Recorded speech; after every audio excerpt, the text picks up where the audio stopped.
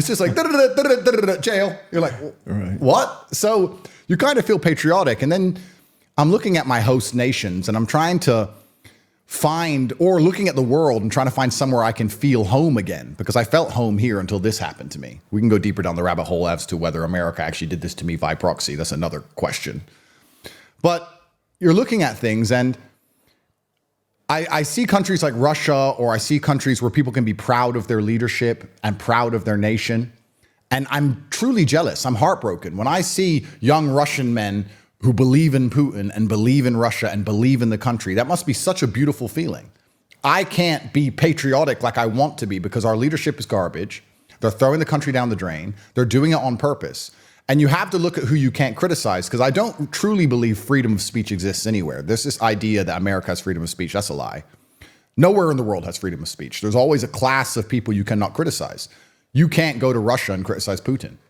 You can't live in Saudi and criticize the king or Islam.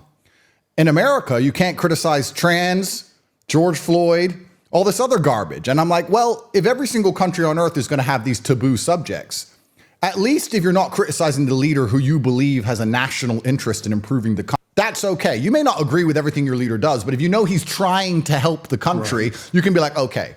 But what are the LGBTQ and George Floyd doing to benefit America? These are the people who are off limits to criticism. I'm not allowed to say I don't believe they're acting the right way. Otherwise, I'm going to be punished in some way. And they don't benefit the country in any way at all, ever. Not only do they not benefit the country, but they're in such a minority. And yet our leadership now panders to them like they're the most important people in the world. Yep. I don't get it. I really don't get it. And that's, and I try to understand what their motive is on this. I can't understand it. I think their motive is primarily to just damage society at every level. I think, and once again, not to be pessimistic and not to be a conspiracy theorist, but I believe they've come to the conclusion that the American experiment is on its way out. The empire is falling across the next 50 to 60 years.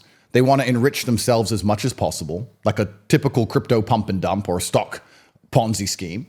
And they're trying to divide society to the point where we don't realize what they're doing, and demasculinize as many men as possible so we don't resist what they're doing. And they find any agenda they can to purport which will damage our capability of resisting it.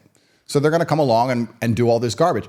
I did a podcast recently, and I was talking about trans swimmers in female sports. And we were talking about how ridiculous it all is. And after about an hour in, I was like, they're truly